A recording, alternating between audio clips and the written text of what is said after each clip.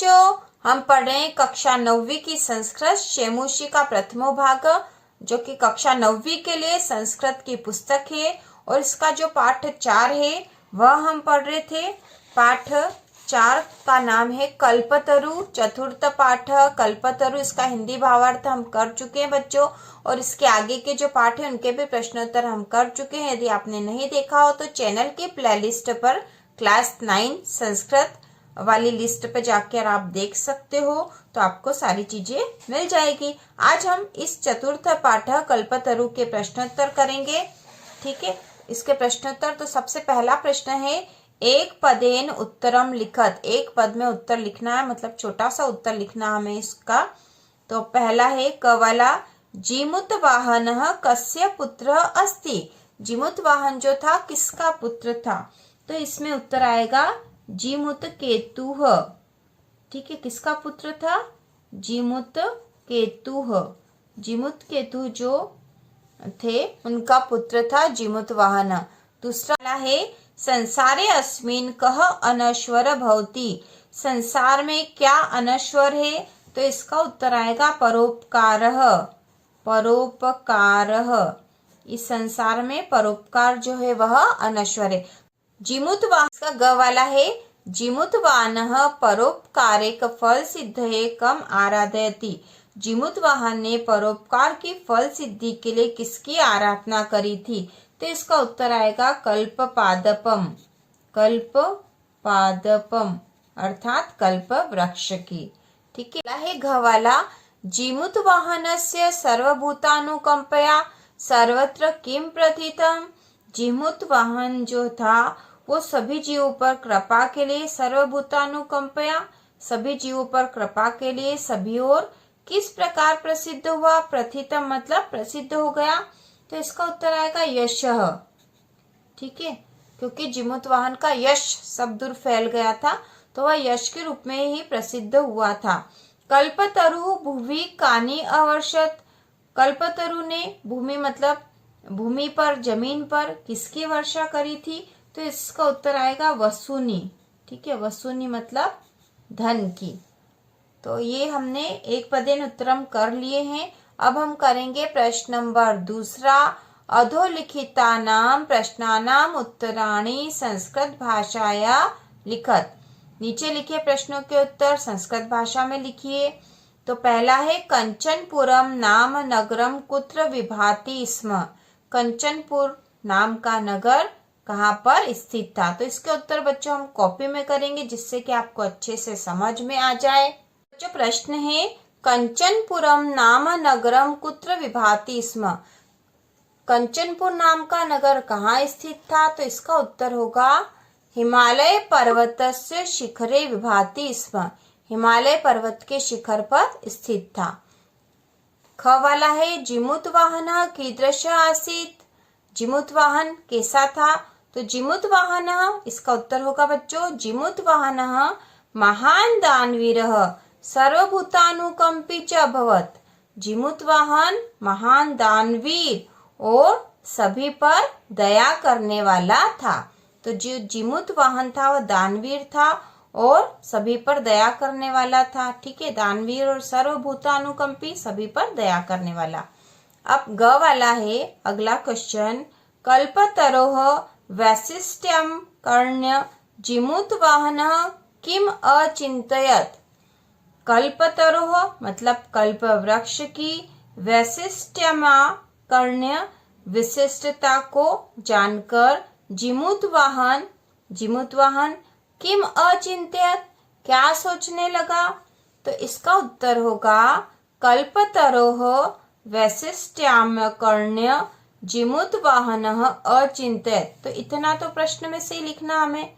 ठीक है, किम हटाकर इतना तो हमें, ये लाइन तो हमें प्रश्न में से ही लिखनी है, क्योंकि यहाँ प्रश्न यह है कि जीमुत वाहन क्या सोचने लगा। तो जो पुस्तक में दे रखा उसमें से ही हमने लिखा है, वह उसने जो सोचा वो हमें यहाँ लिखना पड़ेगा। ठीक है, तो ये लाइन तो प्रश्न में से ही है अचिंत्यत तक। उसके बाद है, तो यह इन्वर्टेड कॉमा में हमने लिखा है, क्योंकि पुस्तक में, किताब में भी ऐसा ही लिखा है, इन्वर्टेड कॉमा में है, जो उसने सोचा वो ही लिखा है। अहो ईदृशम् अमरपादपं प्राप्यापि पूर्वेः पुरुषेः अस्माकं तादृशं फलं किमपि न प्राप्तम्। अहो ईदृशम, अरे इस प्रकार के अमर वृक्ष के प्राप्त होने पर भी पूर्व पुरुषे मतलब उनके जो पूर्व पुरुष थे, उनके जो पूर्वज थे, अस्माकं तादृशम फलम, इससे उचित फल क्यों नहीं प्राप्त किया। किंतु केवलम कैश्चिदेव कृपणेः कश्चिदपि अर्थितः, लेकिन केवल कुछ कृपण देवों ने ही कुछ थोड़ा ही अर्थ मतलब धन प्राप्त किया, थोड़ा ही धन प्राप्त किया और उचित फल प्राप्त नहीं किया। तदहम अस्मात् कल्पतरोः अभीष्ट साधयामि इति, तदहम, अब मैं इस कल्प वृक्ष से उचित साधना के द्वारा फल प्राप्त करूंगा। ठीक है, ऐसा जिमुतवाहन ने सोचा था। अब अगला है घ वाला, हितैषिणः मंत्रिणः जिमुतवाहनम किम उक्तवन्तः। हितैषी मंत्रियों ने जिमुतवाहन से क्या कहा। इसका उत्तर है हितैषिणः मंत्रिणः जिमुतवाहनम उक्तवन्तः। हितैषी मंत्रियों ने जिमुतवाहन से कहा, तो ये हमने प्रश्न में से ही लिखा है और जो कहा उसे वैसा के वैसा ही लिखना पड़ेगा क्योंकि प्रश्न ही ये पूछा था कि क्या कहा। तो हमने लिखा है युवराज योऽयं सर्वकामदः कल्पतरुः तवोद्याने तिष्ठति स तव सदा पूज्यः। युवराज, आपके सर्व कामनाओं को पूरा करने वाला कल्प वृक्ष आपके उद्यान में तिष्ठति मतलब स्थित है। स तव सदा पूज्य, जिसे आप सदा पूजते हैं। अस्मिन् अनुकूले स्थिते सति शक्रोपि अस्मान् बाधितुं न शक्नुयात् इति, इसके अनुकूल होने पर इंद्र भी, शक्रोपि मतलब शक्र मतलब इंद्र, तो इंद्र भी अस्मान बाधितुम हमें बाधा नहीं पहुंचा सकता है। तो यहाँ पर उनके मंत्रियों ने ये कहा था कि आपके पास कल्प वृक्ष स्थित है जिससे कि आपकी सारी इच्छाएं पूरी हो सकती है और हमेशा अनुकूलता बनी रहेगी और इंद्र भी आपको नुकसान नहीं पहुंचा सकता है। ठीक है, अगला है जिमुतवाहनः कल्पतरुम उपगम्य किम उवाच। जिमुतवाहन ने कल्पतरु के पास जाकर क्या कहा। तो इसका उत्तर है जिमुतवाहनः कल्पतरुम उपगम्य उवाच। तो जिमुतवाहन ने कल्पतरु के पास जाकर कहा। तो इस प्रश्न के उत्तर में भी हमने किम को हटाकर लिख दिया है। ठीक है, अब हमने जो कहा था वो वैसा के वैसा ही इन्वर्टेड कॉमा में लिखेंगे। तो यहाँ लिखा है देव त्वया अस्मत् पूर्वेषाम् अभीष्टाः कामाः पूरिताः तन्ममेकं कामं पूरय। देव, कल्पवृक्ष के पास जाकर उन्होंने कहा था कि देव त्वया अस्मत् पूर्वेषाम् अभीष्टा कामा पूरिता, आपने मेरे पूर्वजों के अभीष्ट इच्छित काम मतलब इच्छाओं को पूरा किया। तन्ममेकं कामं पूरयम्, आप मेरे भी एक काम को पूरा कीजिए। यथा पृथ्वीम अदरिद्राम पश्यामि, जिससे कि पृथ्वी अदरिद्र हो जाए मतलब पृथ्वी पर कोई भी गरीब ना रहे। तथा करो तू देव, ऐसा कीजिए देव। ठीक है, तो यह उन्होंने मांगा था जिमुतवाहन ने कल्पवृक्ष या कल्पतरुम के पास जाकर। प्रश्न नंबर 3 है अधोलिखित वाक्येषु स्थूल पदानि कस्मै प्रयुक्तानि।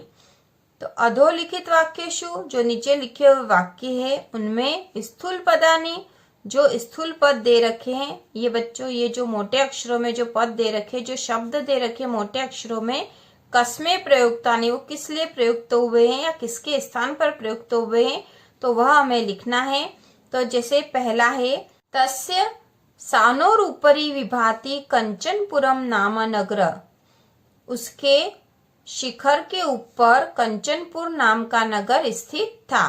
तो यहाँ पर आएगा तस्य, तस्य के स्थान पर हम लिखेंगे, तस्य के स्थान पर लिखेंगे हिमालय पर्वतस्य, हिमालय पर्वतस्य सानोरुपरि विभाति कंचनपुरम नाम नगरम। तो तस्य के स्थान पर हमें हिमालय पर्वतस्य लिखकर इस पूरे वाक्य को फिर से लिखना पड़ेगा। ठीक है। ख वाला है राजा संप्राप्त यौवनम तम युवराज्ये अभिषिक्तवान। राजा ने उसके युवा होने पर उसे युवराज नियुक्त किया या युवराज के रूप में अभिषेक किया। तो यहाँ पर आएगा तम के स्थान पर क्या आएगा, किसका अभिषेक करा था, तो यहाँ आएगा जीमूतवाहन, जीमूतवाहनाय। ठीक है, जीमूतवाहनाय राजा संप्राप्त योनम जीमूतवाहनाय युवराज्ये अभिषिक्तवान। ठीक है। ग है अयम तव सदा पूज्य। ठीक है, अयम तव सदा पूज्य, इसकी आप सदा पूजा करते हैं। तो किसकी पूजा कर रहे थे वो, कल्प वृक्षाय, कल्प वृक्षाय। ठीक है, कल्प वृक्षाय तव सदा पूज्य। घ है तात त्वं तु जानासि यत धनम विचिवच चंचलम। तात त्वं मतलब आप जानते ही हो कि धन जो है तरंगों की भांति, जल की तरंगों की भांति चंचल है। तो यहाँ पे त्वम किसके लिए प्रयुक्त हुआ है, जीमूत केतवे, जीमूत केतवे है। जीमूत केतु जो था, जो जीमूत वाहन के जो पिताजी थे जीमूत केतु, उनके लिए यहाँ पर त्वम शब्द आया है। ठीक है। अगला है प्रश्न नंबर जो चौथा है, अधोलिखितानां पदानां पर्याय पदम पाठात चित्वा लिखत। तो जो अधोलिखित जो शब्द हैं, पद दे रखे हैं, उनके पर्याय शब्द हमें पाठ में से लिखना है। तो यहाँ पे है पर्वत। ठीक है, तो पर्वत का पर्याय यहाँ प्रयुक्त हुआ है नगेंद्र। ठीक है, नगेंद्र। भूपति, भूपति के लिए हुआ है राजा। इंद्र, इंद्र के लिए शक्र। ठीक है, शक्र। धनम के लिए अर्थ। ठीक है, अर्थ। इच्छितम अभिष्टम, अभिष्टतम। ठीक है, अभिष्टतम। फिर समीपम, समीपम अंतिकम, अंतिकम। ठीक है, समीपम अंतिकम। धरित्रीम, धरित्रीम पृथ्वीम, पृथ्वीम। कल्याणम हितम, हितम। ठीक है। वाणी वाक। वृक्षः तरुः पादपः। तो इस तरह से हमने प्रश्न नंबर चौथा, जो कि पर्यायवाची लिखने थे, इनके हमने लिख लिए हैं। अब जो प्रश्न पांचवा है, स्तंभे विशेषणानि क स्तंभे विशेषणानि ख स्तंभे च विशेष्याणि दत्तानि तानि समुचितम योजयत। तो यहाँ पर ये जो जोड़ी है, ठीक है, यह जो जोड़ी है विशेषण, इधर जो है क स्तंभ में विशेषण दे रखे, ये विशेषण दे रखे, और ख स्तंभ में विशेष्य दे रखे, और इनकी हमें समुचित योजयत, समुचित रूप से इनको मिलाना है। तो चलिए बच्चों मिला देते हैं। कुल क्रमागतः, क स्तंभ के शब्द पढ़ लेते हैं पहले, फिर ख स्तंभ के शब्द पढ़ लेंगे और फिर इनकी जोड़ी बना देंगे। तो कुल क्रमागतः दानवीरः हितैषिभिः विचिव चंचलम अनश्वरः। और ख स्तंभ में है परोपकारः मंत्रिभिः जीमूतवाहनः कल्पतरुः धनम्। तो कुल क्रमागतः, कुल क्रमागत क्या था, कल्पतरु था। ठीक है, जो कि कुल क्रम से चला आ रहा था। दानवीरः, दानवीरः का क्या आएगा, कौन था दानवीर, जीमूतवाहन। ठीक है, जीमूतवाहन जो थे दानवीर थे। हितैषी भी है, हितैषी भी कौन थे, मंत्री भी है, जो मंत्री थे वो हितैषी थे। विचिवच चंचलम, विचिवच जल की तरंग के समान चंचल कौन है, धनम। और अनश्वर, अनश्वर कौन है, परोपकार अनश्वर है। तो इस प्रकार हमने जोड़ी भी मिला दी है। अब इसके आगे जो प्रश्न नंबर 6 है, स्थूल पदान्यधिकृत्य प्रश्न निर्माणम कुरुत। स्थूल पद मतलब जो मोटे अक्षरों में जो शब्द दे रखे हैं उनको हटाकर हमें ऐसे शब्द लिखने हैं जिससे कि यहाँ पे प्रश्न का निर्माण हो जाए बच्चों। तो इन शब्दों को हटाकर प्रश्नवाचक शब्द लिखने हैं और आखिरी में प्रश्नवाचक चिन्ह आएगा। ठीक है, तो इसे हम यहीं पे कर लेंगे। तो पहला है तरोह कृपया सह पुत्रम अप्राप्नोत। वृक्ष की कृपा से उन्हें पुत्र प्राप्त हुआ। तो यहाँ पे तरोह के स्थान पर क्या लिख देंगे? तो यहाँ पर आएगा कस्य। ठीक है, कस्य कृपया, यहाँ कृपया आना चाहिए था। कस्य कृपया सह पुत्रम पुत्रम अप्राप्नोत अप्राप्नोत और आखिरी में आ जाएगा सह कल्पतर्वे निवेदयत। तो कल्पतर्वे के स्थान पर आ जाएगा कस्मेह। तो यहाँ आ जाएगा सह कस्मेह निवेदयत और प्रश्नवाचक चिन्ह। ठीक है, तो यहाँ हमने प्रश्न निर्माण कर दिया है। फिर अगला है धनभ्रष्टया कोपि दरिद्र नास्तितम। तो इसमें आ जाएगा धनभ्रष्टया के स्थान कथम को अपि दरिद्र नातिष्ठत। ठीक है, किस प्रकार कोई भी दरिद्र नहीं रहेगा। तो धनभ्रष्टा से कोई भी दरिद्र नहीं रहेगा और आखिरी में आ जाएगा प्रश्नवाचक चिन्ह। अब घ है कल्पतरु पृथ्वीव्याम धनानि अवर्षत। कल्पतरु पृथ्वी पर धन की वर्षा करता है। ठीक है, तो पृथ्वीव्या के स्थान पर हम लिख देंगे कुत्र। कुत्र कल्पतरु कुत्र धनानि अवर्षत। ठीक है, आप लिख सकते हो इसको और आखिरी में प्रश्नवाचक चिन्ह लगा देना। फिर अंग्य वाला है जीवानुकंपया जिमुत वाहनस्य यशः प्रासरत। जीवानुकंपया जीवों पर अनुकंपा या दया से जिमुत वाहन का यश सभी ओर फैल गया। तो यहाँ पर जीवानुकंपया के स्थान पर हम लिख देंगे कथम। ठीक है, कथम, कथम के बाद फिर पूरा वाक्य ऐसा ही, आखिरी में प्रश्नवाचक चिन्ह। अब सातवां है, सातवें का क है स्वस्ति तुभ्यम, तुम्हारा कल्याण हो। स्वस्ति शब्द से योग्य चतुर्थी विभक्ति भवति। स्वस्ति जो शब्द है उसके योग में चतुर्थी विभक्ति का प्रयोग यहाँ हुआ है। इत्येन नियमेन, इस नियम से अत्र चतुर्थी विभक्ति प्रयोक्ता, यहाँ पर चतुर्थी विभक्ति का प्रयोग कीजिए। एवमेव कोष्टक गतेषु पदेषु चतुर्थी विभक्तिम प्रयुज्य रिक्त स्थानानि पूरयेत्। तो कोष्टक में जो दिए गए शब्द हैं उन्हें चतुर्थी विभक्ति में प्रयोग करके हमें यहाँ लिखना है। तो क वाला है स्वस्ति और कोष्टक में दे रखा है राजा। तो यहाँ पे चतुर्थी विभक्ति में राजा का हो जाएगा राज्ञ। ठीक है, राज्ञ। फिर ख है स्वस्ति प्रजा, तो प्रजा से हो जाएगा प्रजाये चतुर्थी विभक्ति में। फिर स्वस्ति छात्र से हो जाएगा छात्राय, छात्राय। और घ में स्वस्ति सर्वजन से हो जाएगा सर्वजनेभ्य, सर्वजनेभ्य। ठीक है, इस प्रकार से हम चतुर्थी विभक्ति में इन शब्दों का प्रयोग कर देंगे। अगला जो ख वाला है कोष्टक गतेषु पदेषु षष्ठी विभक्ति प्रयुज्य रिक्त स्थानानि पूरयेत्। कोष्टक में दिए गए शब्दों को षष्ठी विभक्ति में, ना ऊपर चतुर्थी विभक्ति में हमने प्रयोग करा था, यहाँ पर षष्ठी विभक्ति में प्रयोग करके रिक्त स्थान में इनका प्रयोग करना है।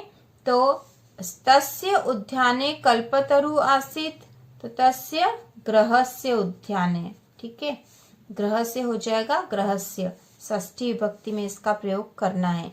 सह अंतिकम अगच्छत, तो यहाँ पे पितृ, तो पितृ का हो जाएगा यहाँ पे पितुः। ठीक है, फिर सर्वत्र यशः प्रथितम जिमुत वाहन, तो जिमुत वाहनस्य क्या हो जाएगा बच्चों? जिमुत वाहनस्य। ठीक है, जिमुत वाहनस्य। अयम तरु किम, तो किम के स्थान पर आ जाएगा कस्य, कस्य, ठीक है, कस्य। इस प्रकार से इस पाठ के सारे प्रश्न उत्तर हो चुके हैं।